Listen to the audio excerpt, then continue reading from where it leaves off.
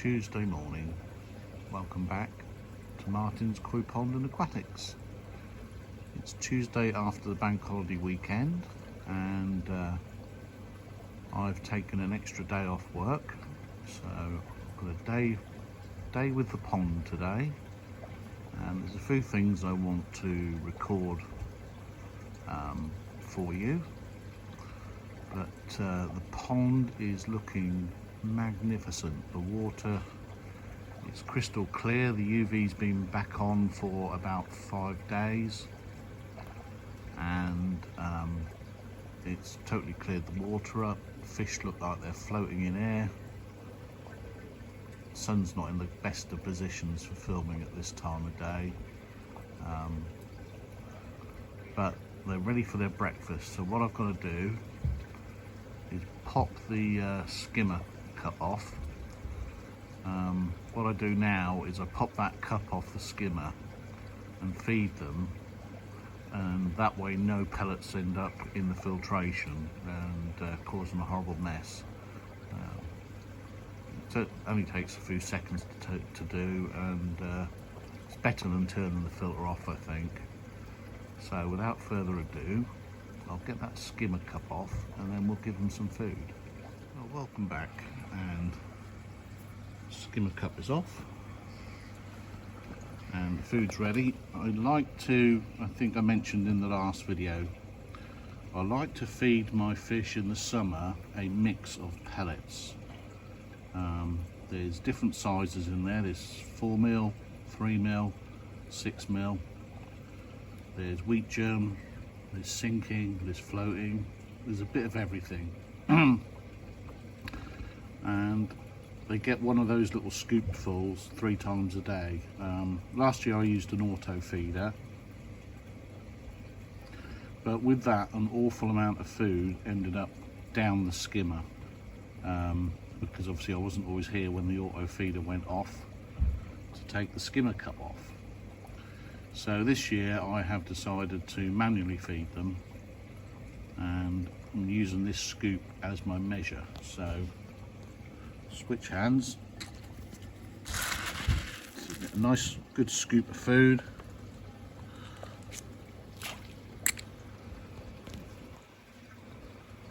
and off they go. Not much better a sight is there in this hobby than the koi feeding in summer. Absolutely ripping into the food.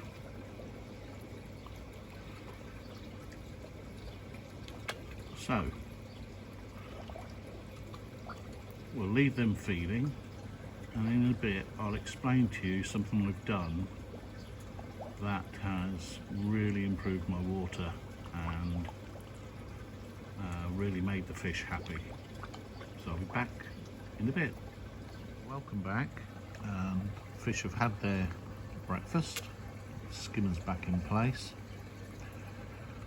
Now, a couple of weeks ago, you may remember I set up my pumped RO device for doing my refills after Nexus cleans, etc., and top-ups. And I set that up, and shortly after setting it up, the fish started acting up and acting weird. There was lots of jumping, some fish jumping right out of the water, lots of scratching stroke flashing. So my initial thoughts were, well, it's not the water, because it's the RO system I was using last year. It must be a parasite. So we had literally almost every fish out of the pond at one stage for scrapes, and every single scrape came back clear, and I was absolutely at a loss. And certain fish like the Shiro, well, I mean, that went really pink. It was so messed up from jumping and scratching. Anyway, I sort of dismantled the RO unit and looked at it and realised that I'd not put something on which I'd had on last year, which was canisters holding a filter media called Roaphos, which is mainly a phosphate remover, but it also removes silicates and metals. And remember, last year I sent water off for analysis and had really high silicates. So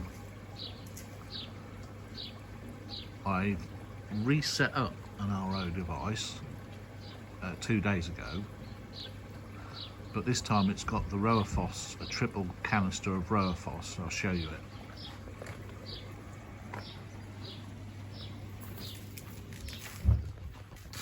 So I'm actually using a non-pumped 400 gallon per day RO unit. The reason I'm using the non-pumped one is cost. I'm not on a water meter, so I can run this 24/7 if necessary, which I have done for nearly 3 days now, and it's running now, and it uses no electricity, so not being on a water meter is not a problem running it, you know, for long periods of time, whereas I was using the pumped one to really get the water in a lot faster. Now, there's the triple canister that contains the Roaphos media, and it's been a game changer. Literally within 2 to 3 days, the flashing and jumping has stopped, and the fish look so much happier. So in a nutshell, the water comes through these 2 pre-filters, then through the RO membrane, then through some DI resin, and should be coming out with a TDS of under 2. So it then goes through the 3 Roaphos canisters, and then I've got 3 carbon blocks here, mainly just as a final polish, just in case any chlorine has got through, but probably isn't necessary, but I've got it, I might as well use it. Costs nothing to use it. And then from there, it's down this blue pipe under the door, and then this is the speed it comes out.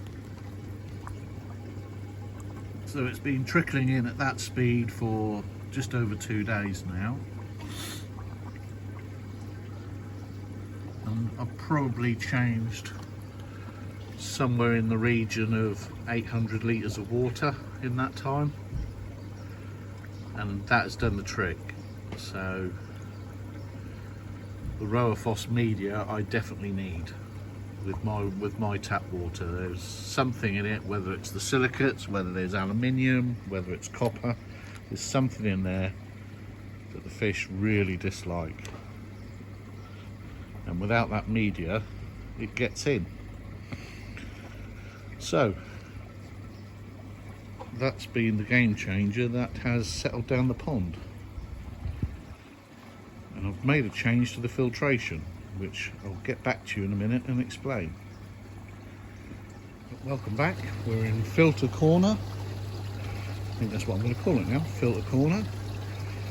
And you can see there the retro bottom drain, and there the skimmer. And filter wise, we have the Screenmatic and the Nexus. Now what I've done is I used to have the Nexus off the bottom drain and the Screenmatic off the skimmer. Now the Nexus was clogging up every couple of days, which meant a lot of cleans, a lot of water changes, etc. The Screenmatic was removing hardly any muck at all, because very few large particles get down that skimmer. So the Screenmatic wasn't really working as it should, which is obviously to remove poop and stuff. So what I've done is I've switched them round. I've now got the Nexus running off the skimmer, and the Screenmatic running off the bottom drain, and this has allowed me to turn my pumps down further and save more on electricity. So I've now got the Vari pump at its absolute minimum of 80 watts, and then there's an 8,000 litre per hour pump on the skimmer. Now that is absolutely, lost my crop, is absolutely perfect for the Nexus flow wise. Just uncovered it, so I normally have it covered. I've uncovered it so you can see it working. So I'm going to have to clean them easy much less often now, because it's not getting the same amount of muck coming through. But what it is doing is polishing the water lovely. So I'm kind of using it more as a biological and polishing filter, whereas this guy down here, now that's just the muck from overnight, and you see the screen is getting ready to advance because it's fairly mucky under there. I'm emptying this every 2 days, and this collection compartment is getting absolutely full of this muck that you can see. And of course that's straight out, as soon as it's in here it's out of the system, whereas in the Nexus, when it's all trapped in the Easy, it's still in the system, it's still affecting the water. But with the Screenmatic it's totally out now, and you can sit there for 2 days, and then I can take this tray out and I put it in a composting bin. So that's the flow I've got coming through. I'm kind of hoping it will advance while we're watching, but I bet it won't. So this is working a lot better. The pond is a lot clearer for it, and I did some water tests yesterday and my nitrates were about 5. I mean, my kit goes 0, 10, 20, 50, 100. But the colour was certainly not 10. It was nowhere near 10. So I've assumed my nitrates are 5-ish. And that's because, if you remember, all my backing media that used to be in my shower is in the bottom of here, and that will still be breaking down nitrate because it's a ceramic permeable media, and you can get breakdown of nitrate in such media. So a nitrate reading of under 10 was great. Oh, there goes the screen. Oh, it goes back twice and then we'll go a full round forward, so probably go forwards on its next clean. But you can see there how much muck it's removing from the water. It's really good. So it's a brand new sensor, remember.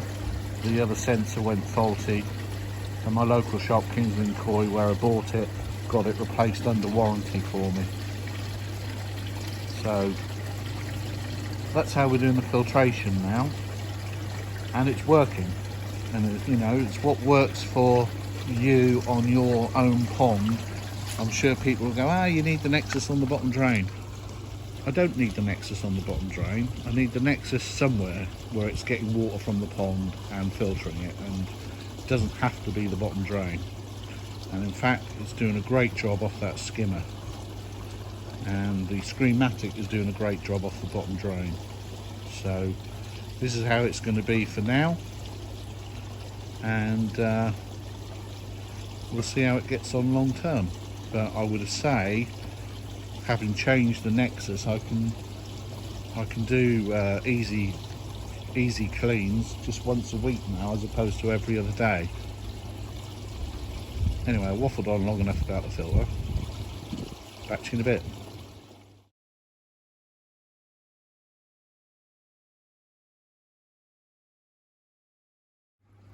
Well, so you just saw a image of my nitrate test that I did yesterday.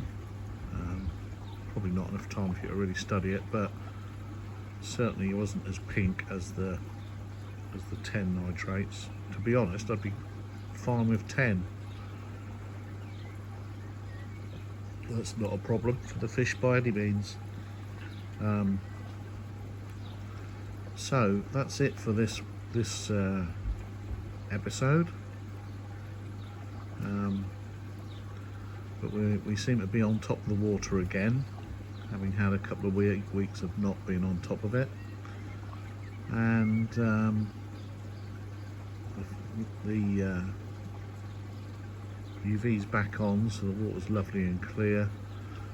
Not running the central air while the UV's on, just to save on electric. Might make me sound tight, all this saving on electric business, but you know, our bills have just gone up by 50%, so we have to make as much savings as we possibly can here in the UK. We're being charged ludicrous amounts for our electric and gas and those that are on diesel fuel.